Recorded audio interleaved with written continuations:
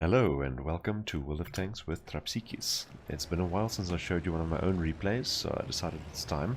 And fortunately I had enough luck on this one to be able to actually show it. Now I'm playing in what Jingle calls the fake tank, the tier 4 Japanese TD. And it's got quite an adequate gun, but it's by no means overpowered. It's got relatively low DPM for a tier 4 TD. The penetration is very good, 128, but there is better at the same tier with better mobility as well. So it's not overpowered, but it is fun to play. Right, so start off trying to get a shot at this 1C, but obviously he is very maneuverable, so it's difficult to hit. And then I go behind this rock. Now, I would never recommend using this position at any higher tiers than tier 4, maybe tier 5, simply because the scouts are good at those tiers and they should be able to spot you in this position. However, at tier 4, chances are no one's close enough to actually be able to spot me here. So it is risky, but I figured it's worth it if I can get a couple of guys still moving up to support the hill or running away from the hill and take some side shots at them. But unfortunately that was not to happen. As you'll notice, my view range isn't quite good yet, so I believe with binocs it's only about 410 meters, so I wouldn't be able to spot for myself, and obviously there aren't any scouts left closer to the enemies there, so it's kind of pointless to stay there, and I decided to take the safe route back around this bush up to the hill to try and help my allies up there. You'll also notice that I've preloaded a derp gun and configured my gun to load an AP shell on the next round simply by tapping one once. Most of you would know how to do that. Then once you've fired this HE round, your gun will automatically reload an AP. This is something I do very often because I like cracking an enemy with an HE shell and then doing consistent damage with an AP. But with the 43mm of HE penetration that this gun gets, with HE, sorry, this gun gets, you may as well only use the HE because it is very adequate when you're top tier. When you're not top tier, however, you're not going to have a very good result. Right, so I tried to go for the track on the Marder there. Failed, but fortunately managed to penetrate and take him out before he shoots at me, because he does quite a lot of damage. And now I can move up and try to do something to this position here. Once again, the HE very appropriate for the cruiser there.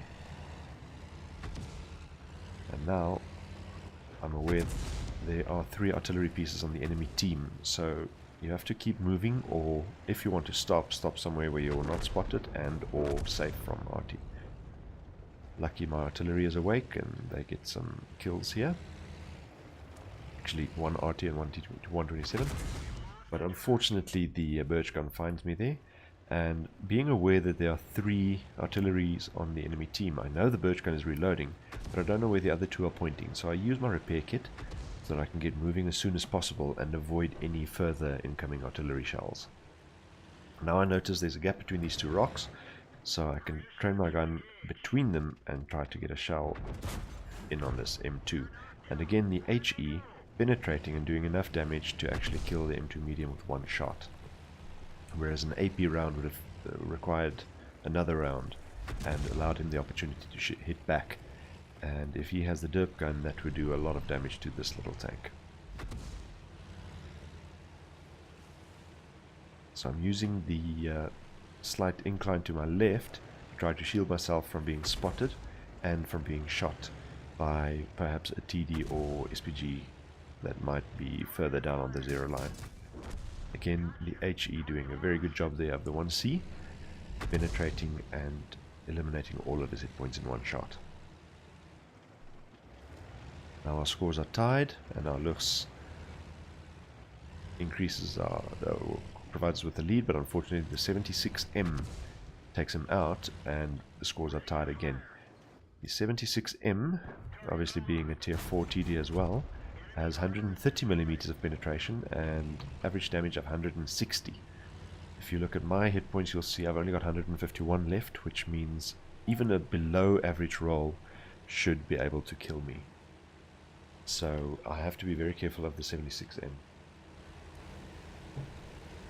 Now, when you're pushing on the 0 line here, chances are you'll get 1 or 2 artillery pieces. Be very careful, especially if they have support. If you stop to aim at artillery, the TD or heavy on the enemy team will have opportunity to hit you. Fortunately, none of that happened here, and I was able to eliminate the T-18. And now I know they've got the DW, I know they've got the Bison, and I have no idea where the 76M is. And I wasn't awake enough to check where the Lux died, so I have no indication of where he may be. So this isn't a technique that I really recommend, especially on lower tiers. I stop in a bush and I wait for my binocs to activate. Then I move forward to the next bush, hold still, wait for my binocs to activate, thus extending my own view range and improving my chances of spotting an enemy before they spot me. Right, so nobody spotted and I move on.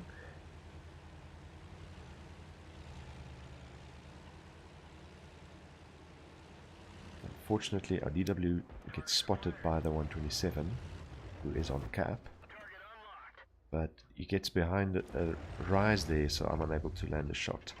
I pre-aim to where he's going to come around, or where I would guess he would come around, and I'm quite lucky that that one actually hit and took off a track. It may as well have moved over him, but fortunately, because the track was destroyed, I was able to take him out. Now it's only their 76M and a Bison remaining against myself and 3 artillery pieces. But as mentioned before, the 76M with an average roll will easily be able to kill me.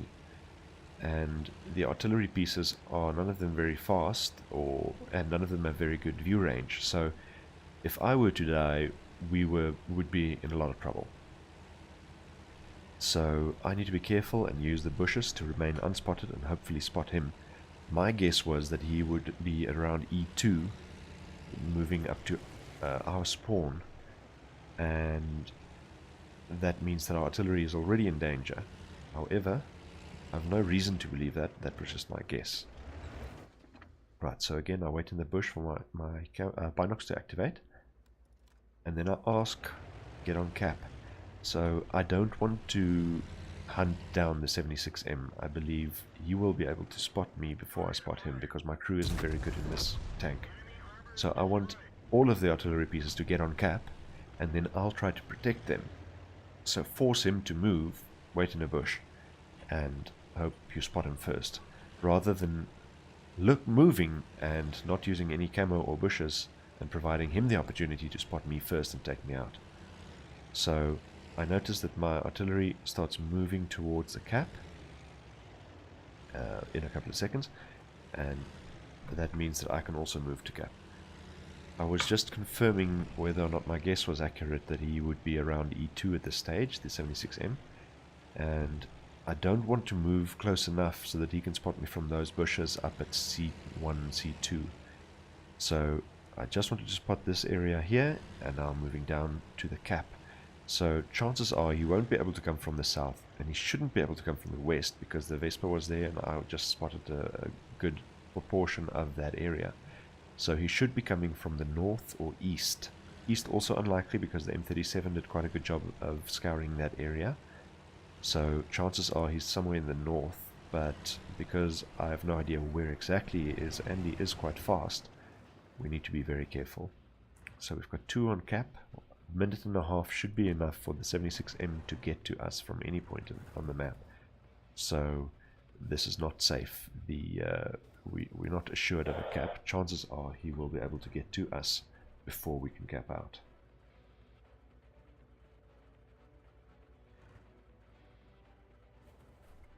Right, so at this stage I decide the Vespa is already looking into that area, so I'm going to train my gun to the left, just in case the 76M comes from there, and in that way we can assure that if he shows himself, at least 1 shot can be landed on him. Now we're up to 3 cappers and we've only got half a minute left, and I was a bit fast on the comment there. Right, so I decide to aim to the left because everyone else is aiming to the right. just to improve our chances a little bit. And of course he's spotted where I was aiming. But fortunately we've got 3 artillery guns pointed in that direction, and they manage to take him out with only a couple of seconds remaining. So there's a double win. Kill all enemies and capture the base, just to be safe. Right, let's have a quick look at the post-game stats.